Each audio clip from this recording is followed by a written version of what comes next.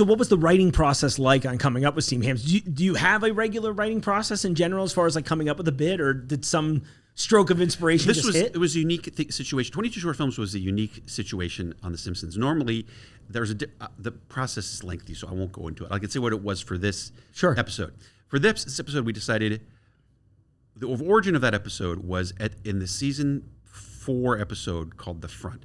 The episode came in short. A lot of times the episodes came in short during those days because Mike Reese and Al Jean were real ruthless about cutting stuff and making the shows really tight and perfect.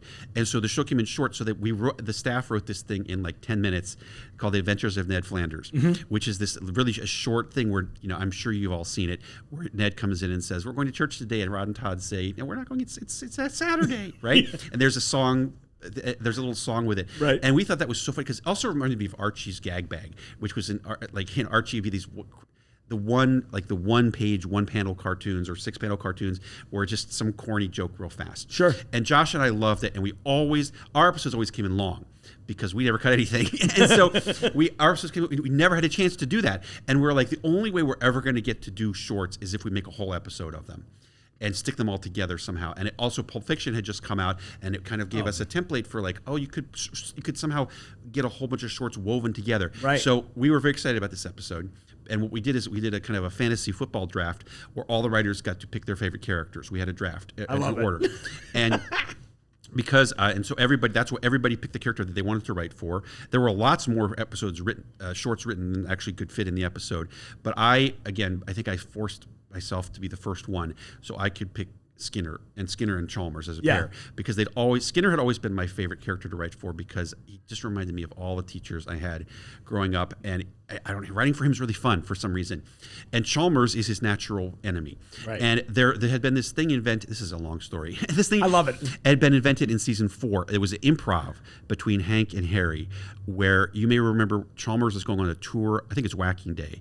Is on a tour of the school, and Ralph says, "What's a battle?" And he says, "Did the boy say, 'What's that rattle?' And he said, 'No, I hear B's as R's, dead cold,' right?" It goes on and on, and it seems unscripted, and it was unscripted. It was just Hank and Harry improvising, and it was so popular and so funny. And I was like, and it created this thing where Skinner would tell a lie to Chalmers, and we put it in several other episodes, and I think it probably had occurred maybe 6 or 7 times prior to 22 Films, where Skinner tells a kind of a very mild lie.